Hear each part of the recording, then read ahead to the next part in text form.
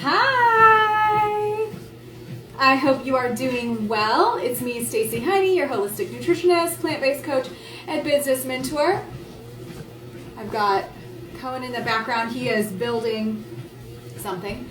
And I am going to talk to you today about calorie density and weight loss, if this is something that is on your radar. Now, around 80% of Americans are struggling with excess weight on their body, or maybe they're even in the obese category, and that can cause a lot of metabolic issues, and also it can cause cancer, and we want to try to find a healthy body weight. Super important. So I want to talk to you today about how to do that using the principle of calorie density for weight loss, because again, so many people, almost every single client that I've ever worked with, whether they've come to me in a group setting or they've come to me privately, almost every single, I think probably 99% of people that I've worked with have said they want to lose weight. And it doesn't always come up as like the first thing that they're working on, because, you know, we all struggle with lots of different things in terms of our health.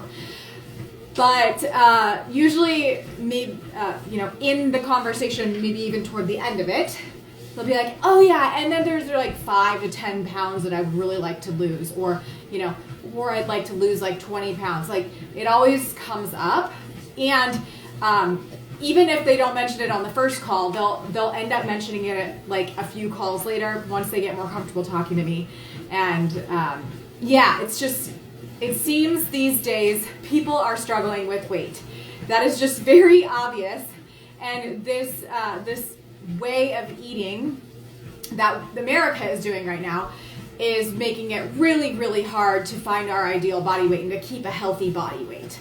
So, hi Elspeth, I see that you're on live. If you want to come and chat with me, I'm chatting calorie density right now for weight loss. So I wanted to pop on because the Vegan Health Bundle is live right now. It's available for purchase only through March 10th, and it is all plant-based foods. And I'm gonna touch on that here in this talk.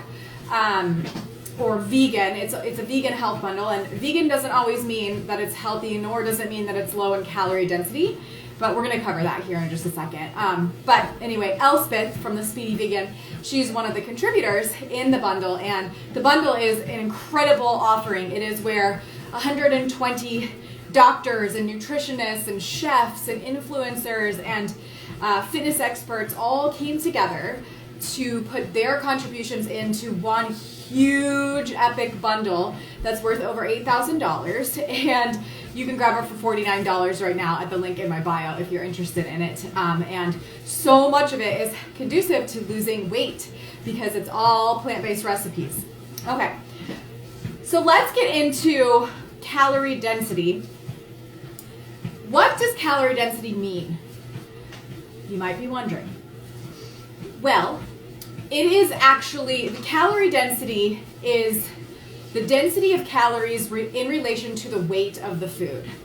So when we talk about calorie density, we're usually talking about calories per pound of food. Now, I want you to understand something here. And I'm going to go through a scale of foods so you can understand what foods are lower in caloric density, and that may be more conducive to weight loss. And then what foods are higher in caloric density, which makes losing weight harder most of the time, okay? A melon, for instance, is 450 calories per pound. So you can eat a pound of melon, 3.5 pounds of melon has 450 calories. I was gonna say 1 pound? No, okay, yeah, 3.5 pounds of melon has 450 calories. So like I ate a green melon this morning, right? A full melon has 450 calories. Maybe. I mean, maybe it's more or less around there. But like, so you can eat a lot of melon for a relatively low amount of calories. 3.5, but you know, here on the other side, 3.5 pounds of Swiss cheese has more than 6,000 calories. So you can eat 3.5 pounds of melon for 450 calories, or 3.5 pounds of cheese for 6,000. Which one do you think is going to fill you up because of the volume, and which one is going to be more conducive to weight loss? Okay, so we're kind of like with calorie density, most of the time it's about the volume of food that you're able to eat for a lower caloric load.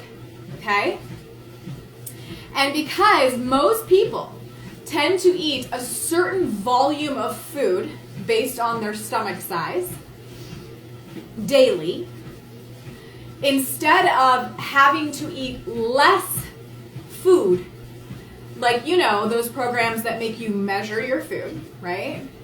Instead of having to eat less food so that you lose weight, what about the principle of being able to eat larger quantities of food and still lose weight? That's where caloric density comes in. High caloric density foods tend to be dairy and dairy products, meat, and processed junk foods, okay? Those are typically higher on the caloric density scale, while fruits, vegetables, beans, and whole grains are lower in caloric density, okay? And also, it's interesting because a lot of the times the lower in caloric density foods actually are more heart healthy and more conducive to cardiovascular health overall and cancer prevention, okay? So if you're on a weight loss journey and you want to lose X amount of weight, but you don't want to have to put your food into tiny little containers and feel like you're starving yourself, then I highly suggest that you eat foods that are vegetables in abundance, because vegetables are like 100 calories per pound. So you could eat a whole pound bag of broccoli for about 100 calories. That's like a big bag. I mean, that's like not a small serving, okay? That's what I eat if I'm gonna eat broccoli. I'm not eating like a few pieces of broccoli. I'm eating a bag because I love it and it tastes delicious to me, and I don't want to have to eat just a few pieces of broccoli. Like, I'm eating a bag, right? Like, that's like a snack to me. Fruits are around 300 calories per pound, so they're a little higher than vegetables. And when I say vegetables, I'm talking about non-starchy vegetables. I'm talking about onions and broccoli and cauliflower and lettuce and kale, and, you know, carrots are actually a non-starchy vegetable, radish and bell peppers and tomatoes. All of these are about 100 calories per pound. So if you go and weigh a pound of kale, it's about 100 calories, okay? Or a pound of tomatoes is about 100 calories. Fruits start to go up a little higher in caloric density. So a pound of strawberries might end up being around 300 calories. Then we move up toward the starches, like potatoes. Those are about 350 calories per pound. So going up there, but you can still eat a large amount of potatoes and lose weight. I have definitely had that happen for clients before. They are so scared to eat more potatoes and more starch and more high carbohydrate food, but when they give themselves the chance, they totally lose weight. Why? Because potatoes are actually the most satiating food on earth. The white potato is the most satiating food on earth. So if you're looking to get full and you're on a weight loss journey, then white potatoes can totally be your friend, okay? So we're moving our way up the caloric density scale up to whole grains now. So we're talking about whole intact grains. We're not talking about rolled oats, we're talking about oat groats. We're talking about whole brown rice. We're talking about quinoa, other whole grains that are intact, not cut up or rolled. Those are a little higher in caloric density. But if you can stick to whole grains, like buckwheat and farro and quinoa and brown rice, like I said, that's about 500 calories per pound, okay? And then we move our way up to legumes. So beans and legumes, a little higher than whole grains in terms of calories per pound. Pasta and beans tend to be around 600 calories per pound. Okay, so still low in caloric density. They'll satiate you, they'll give you fiber, they're cancer prevention, polyphenols in them, they're filling, and they would be considered low in the caloric density scale. And then you get to avocados. Avocados are about 700 calories per pound. This is where we're getting toward the mid-range of the caloric scale, where things could get a little bit hot, the calories could creep up. If you were to eat too much avocado, those calories really can creep up pretty quickly. And then above that is like things like tortillas and flour products. Those are 1,000 calories per pound. That can really sneak up on you in terms of caloric load. So instead of eating tortillas, it would be for weight loss, it would be a potentially better option to focus on whole corn kernels versus corn tortillas in terms of calorie density, okay?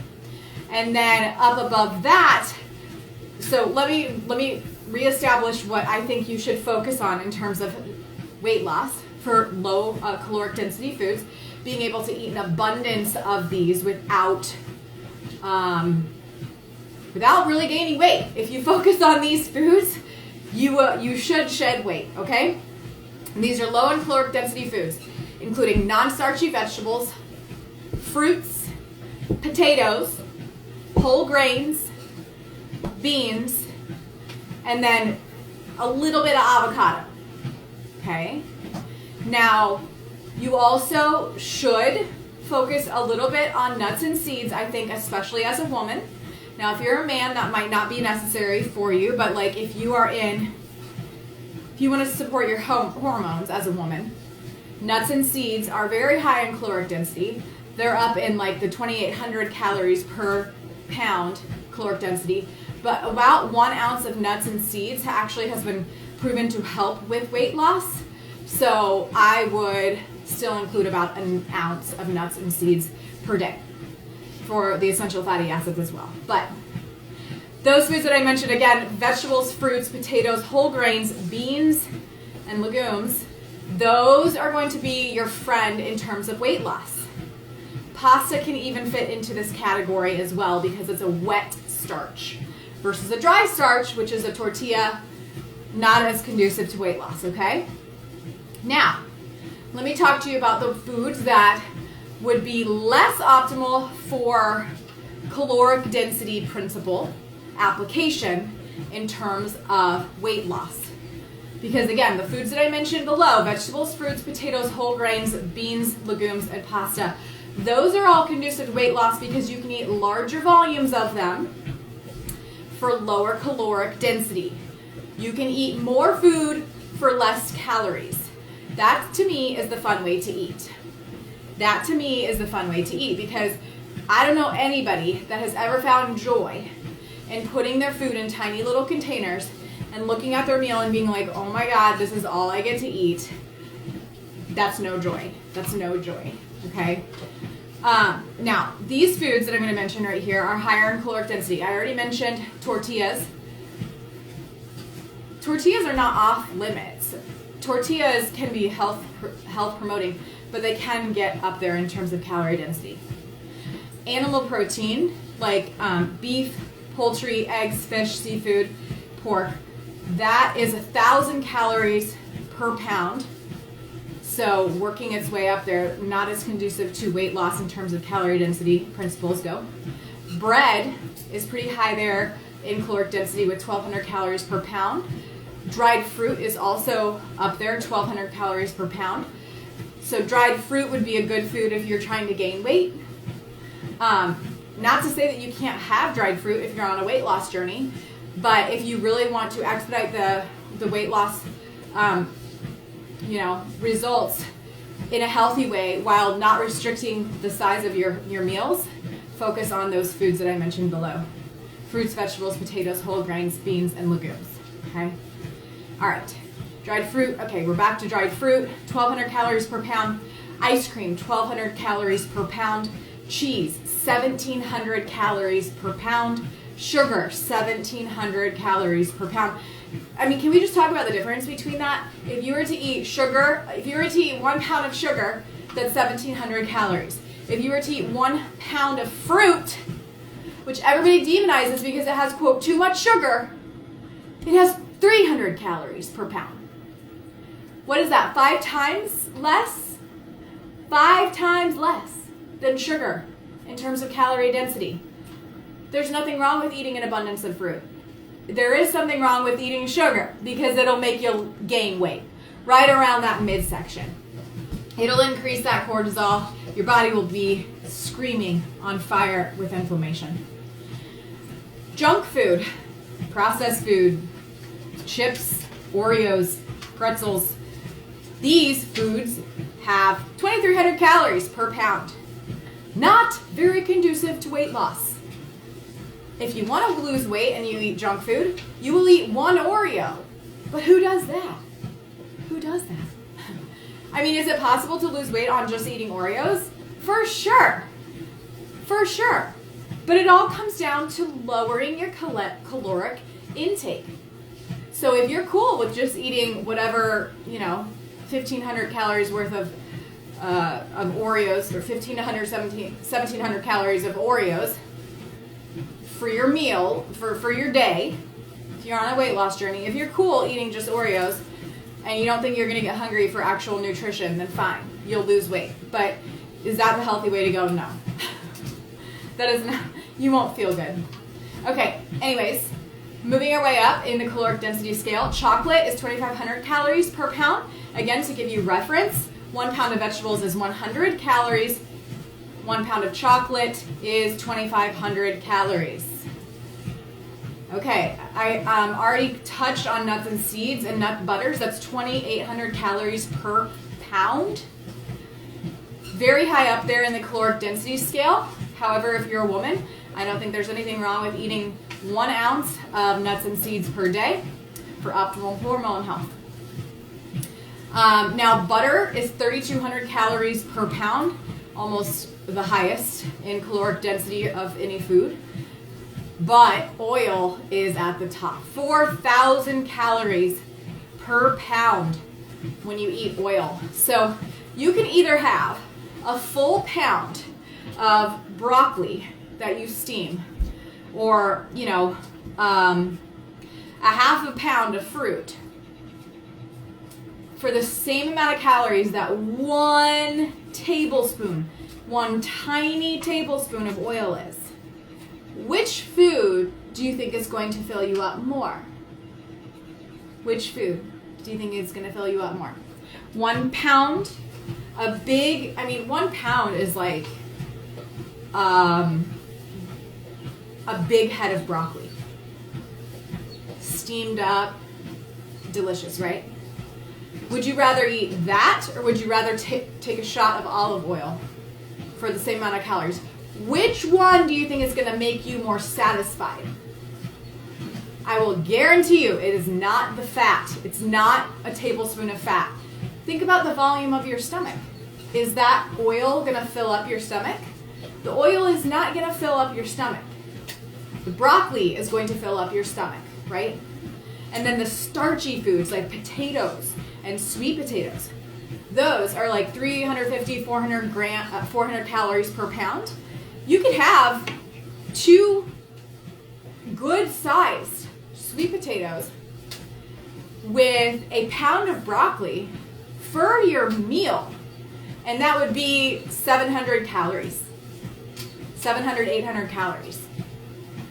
That sounds awesome to me, to be able to eat 2 nice sized potatoes or sweet potatoes and a pound of broccoli for a meal. And you're getting tons of phytonutrients there. You're getting tons of satiation from the starch. Again, I told you earlier, the white potato has been studied to be the most satiating food on earth. So if there's anybody out there saying that you need more protein to get satiated, they don't know about the white potato, okay? Especially if you're to take the white potato after it's steamed or after it's cooked in whatever way, and then you put it in the refrigerator overnight. It actually creates more resistant starch that way, and you even get more full if you eat the cooked potato that's been cooled versus the cooked potato that's straight out of the oven. How fascinating is that? Okay, so please, if you want to lose weight, do not fear starch. Don't fear fruit. Don't fear whole grains. Don't fear beans and legumes. These foods help you lose weight. They're low in caloric density. If you can stay at 700 calories or below per pound for every single type of food that you eat, you will lose weight. You will lose weight because, like I said earlier, most people, the majority of people, eat around the same amount of food per day, the same volume, because we have a stomach that stretches to a certain extent. We have receptors in our stomach that tell us, you know, like that signal if we're full, that also signal is if it's stretching. So there's stretch receptors, there's satiety receptors, there's multiple different receptors going on in our stomach. If we are eating small, tiny amounts of food that don't fill our stomach up, there is no way that you won't binge later. There's no way, because your stomach is so, like, it's hungry. It needs filled up, okay? So if you're trying to restrict calories by eating tiny little portions, it's not going to work on your weight loss journey. What is going to work is staying low on the caloric density scale and being able to eat larger volumes of food. So one of the principles from the McDougall program, Dr. John McDougall, he has the Starch Solution program. One of the principles is to eat a 50-50 plate.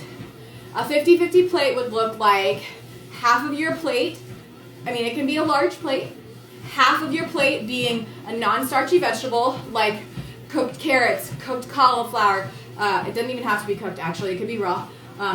Broccoli, celery, dark leafy greens that are steamed. I mean, if you were to eat, you know, dark leafy greens, you need to steam them up, because if you actually want to get any calories from them, you would need to eat them steamed if you were doing the 50-50 plate method. Anyway, 50% non-starchy vegetables and then 50% starch. Starch is what?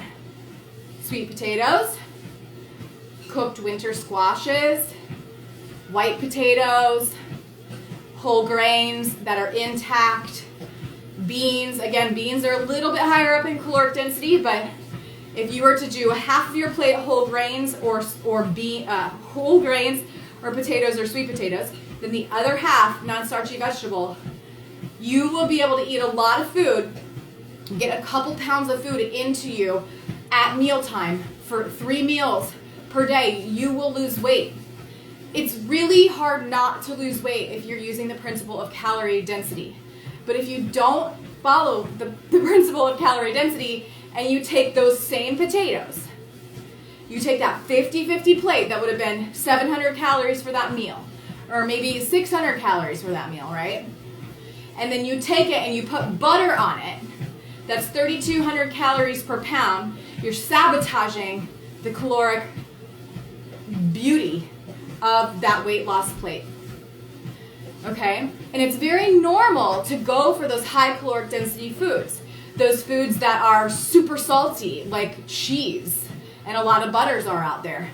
The foods that are super high in fat, like butter and meat and chocolate and oil. It's also really normal to go towards foods that are high in sugar. Why? Because they put us in the pleasure trap. They are just foods that we're naturally driven to, because it is our instinctual desire to live.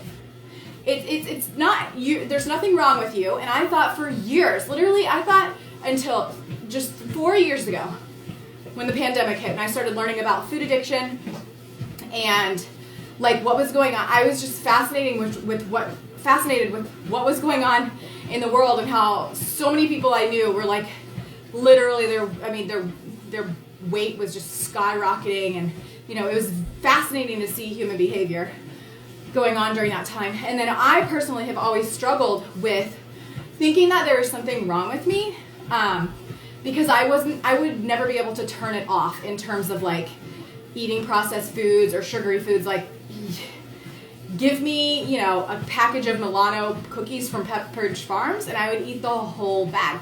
Why? Because it was so high in dopamine. It just made my dopamine response trigger so high, because there are experts out there called craveability experts that are paid the big bucks to keep you stuck. To keep you stuck on the Pringles that are super high in caloric density. How much are chips? 2,300 calories per pound. It's easy to eat a lot of potato chips. Am I right? I'm right, because it's salt and oil put together. There's nothing in nature that is fat and sugar put together or fat and salt put together. Nothing in nature exists that way. It's the food that has been created to keep you stuck. And like I said, I thought for so long that there was something wrong with me, because I didn't understand. Like, I would see my friends like eat a few chips from the bag and be able to just kind of walk away. I couldn't do that. And I was like, what's wrong with me? What's going on? Like, I can't stop. Like, if I start eating some chips, like, I'm eating most of the bag. I used to do that with cereal. I used to do it with ice cream. And it's because the food manufacturers know exactly what they're doing. They want you to eat more of their food. And all of these high caloric density foods that are not only high in caloric density naturally, but also have the salt, oil, and sugar added, keep you in this thing called the pleasure trap, and you literally cannot get out. This is why I create all of my recipes for my website and for the Ultimate Vegan Health Bundle that's available right now through March 10th. And, for my clients, like, they're all free of added salt, oil, and sugar. And if people want to add those things, they can. But A, I want to keep people out of the pleasure trap, because the pleasure trap is one of the reasons why people can't lose weight. And B, I want to get people off of the pleasure trap, because most foods that are triggering the pleasure trap are not health conducive anyway. They are high in caloric density, and they're also so palatable that eating whole natural foods doesn't taste good anymore. Can anybody feel me on that? Like, when I'm sitting here talking about eating a bag of steamed broccoli and how much joy that brings me, because like my body and my taste buds, and so has my husband, and so is our sons, like, our taste buds have completely adapted. Like, my husband is like, oh, I just want like a huge head of steamed broccoli because it tastes so good. But to people who are stuck in the pleasure trap, that does not sound good, because it just doesn't sound like it's going to give you the same serotonin release. It doesn't sound like it's going to give you that same dopamine hit, because right now it's not, because you're stuck in the pleasure trap. So if you're thinking, yeah, I could have steamed broccoli if it had butter all over it, you're stuck in the pleasure trap. And it's normal to be living there right now, because we have this standard American way and these craveability experts that are literally paid so many millions of dollars to find the bliss point so that we cannot get off these foods. And this is why so many people are struggling with excess weight and obesity. So eating low on the caloric density scale will help you find your ideal body weight. It will help you release the weight that you want to release in an effortless way and a non-restrictive way. And you can eat your carbohydrates, and you can enjoy your fruit, and you can love those potatoes and sweet potatoes and have all of the joy that you want. It's just that when you take the sour cream, or you put the cheese on, or you slather it in oil and you put it in the butter, that's when it just completely takes the caloric beauty, the low caloric beauty, away. And then it also makes it super hard to lose weight, because like I said, the oil doesn't take up much volume in your stomach. Neither does the sour cream, neither does the butter. These foods they have a super high caloric load for a tiny little volume. That's not, you got to find foods that you can eat in abundance, that are going to fill up your stomach, that are going to trigger those stretch receptors, that are going to trigger the nutrient receptors as well, and tell your body, hey, I'm getting full. It's actually, I'm really happy and satisfied. Like, I don't need any more food. I'm good to go. And then you excrete on a normal basis as well. Your high fiber diet with these fruits, vegetables, potatoes, whole grains, legumes, and pasta. These foods that are lower in the caloric density, they're going to sweep out the colon. They're going to reduce your risk of cancer, hormone-related cancers, because if we're carrying excess weight, our increase of hormonal cancers goes up. Our risk of getting it goes up. Blood pressure will come down naturally. Cholesterol levels will come down naturally. When we stop harassing our body from the inside out, when we stop harassing our cardiovascular system and our digestive system, our body will in turn start to heal. So if you're looking to release weight, I cannot stress enough how leaning in on a whole food plant-based eating pattern will help you so much on your journey to losing weight. And if you're not ready to work with somebody like me as your nutritionist, or you don't want coaching right now, at least get yourself the vegan health bundle, because it has so many foods that are low in caloric density in there that taste absolutely delicious. And now, well, I will say that in the vegan health bundle, there are some foods in there that do have, I think there's even foods that have like regular sugar in there, and probably, well, the whole thing is oil-free. So that's a plus. The whole thing is oil-free. So again, oil is the highest caloric density food on earth. So you're already protected from avoiding that if you get the vegan health bundle. But I mean, the amount of recipes in there that have all those foods that are low in caloric density, like, it would be really surprising to me if you started eating all foods out of the Ultimate Vegan Health Bundle and you didn't drop weight, as long as you weren't eating desserts that were made with nuts and seeds like all day long, right? Because those can be higher in caloric density, but it would be really surprising to me. So if you need help, just message me. I can help you. I'll send you the caloric density scale so you can understand more about it. Get the vegan health bundle. It's $49 to get 2,000 plant-based recipes that will help you lose weight and feel great and thrive. And it really just, you need resources. If you want to thrive and feel your best and live up to your highest potential, you're going to need resources. You're going to need a little bit of accountability as well. There are coaches in this bundle. There are doctors. There are nutritionists like myself. So many health professionals that are just waiting to help you. And if you get the bundle, you will be able to have all of the access to our resources as well. So I hope this was helpful for you. I'm going to go now. I'll be back at 8 p.m. chatting with Lissa Maris about how to enjoy fiber and enjoy a whole food plant-based eating pattern with a sensitive gut, because I've got a sensitive gut and I'm going to give all my tips. All right, we'll talk soon. Be well.